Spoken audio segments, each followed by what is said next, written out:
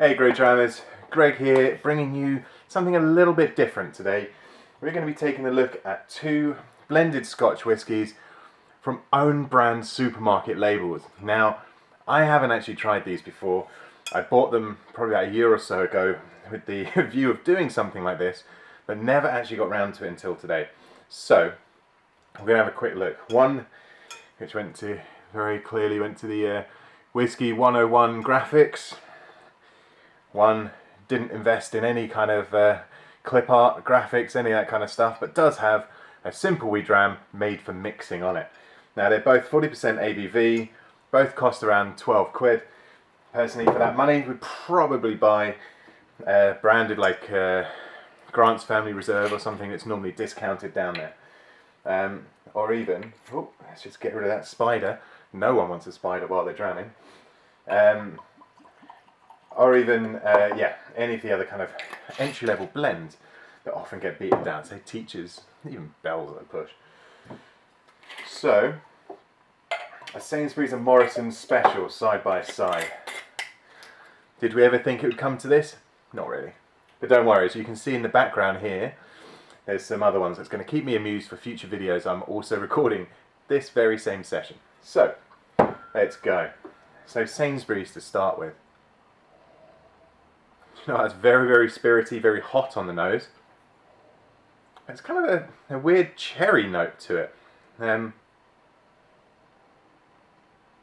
Really ripe, fresh, almost bitter cherry note to it.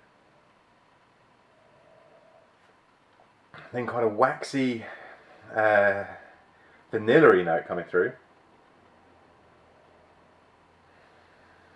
Not a huge nose apart from that.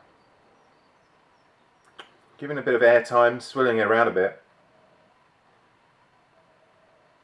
Much more vanilla, kind of neutralizing out where people will probably be aiming for or looking for at this end of the flavour profile and end of the purchasing profile.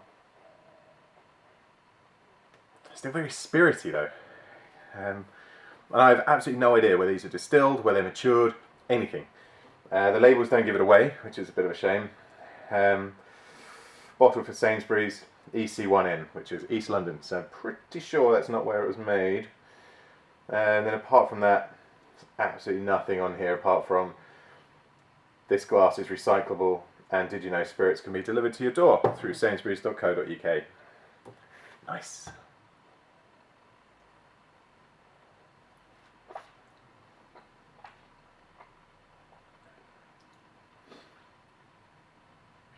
You know what? That was only a very small sip because I was a little bit apprehensive after the spiritiness on the nose. That's not half bad actually.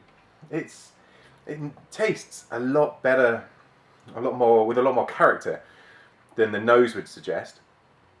That spirity nature on the nose coming through, quite a lot of a new make grassy note coming on there on the palate.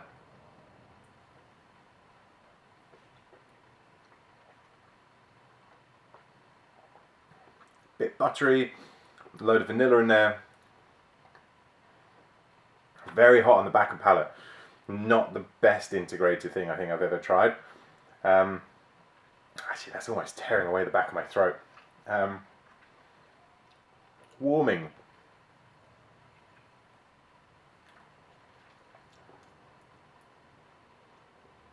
Now I like the new make character, just wish it was a bit better integrated. Now, what do we think about Morrison's? This is Morrison's Savour, by the way. I deliberately did not trade up to anything interesting for the purpose of the experiment.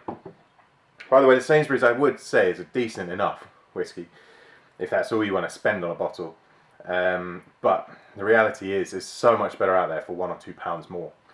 Now, I can't remember the exact price of the Morrison's, but it's roughly the same. Let's just average out, say, 10, 11 quid, something like that. This one oodles more vanilla on the nose. Still quite spirity.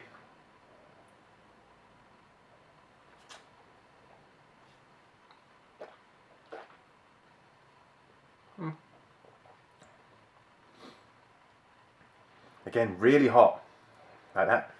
The tip of my tongue is actually burning after that, which is a bit weird. and mostly unexpected. Thought these would have been kind of averaged out to be super smooth. They must be amongst the youngest bottled spirit there is out there, but still not offensive. I think there's something I don't know, be easy to be quite snobby about this kind of stuff. Considering one of the ones we'll be looking at in a bit is a Glenfiddich from the 70s, and then later on this morning we'll be trying the Scapa 23 single cask. So it would be incredibly easy to be snobby about these, but the reality is, for what they're looking to do and what they're looking to achieve and who they're looking to have consume them, I think they do a surprisingly good job, actually. Personally, you know, if you're going to go for a premium supermarket own label brand, I'd probably go with either Lidl or Aldi. They always seem to win medals and have phenomenal releases. I keep the 34-year-old from, I think it's Ben Bracken, the Glen Alba, sorry, 34-year-old Glen Alba sherry cask finished release, which was $49.99 for 34 years old. Keep that here constantly.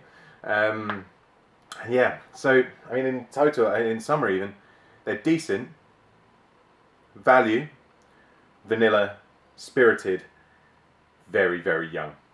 Not for the whiskey connoisseur, but definitely have their place in the market. And is a decent benchmark for telling us what good is and what good is not. So, until next time, cheers, GreatDrams.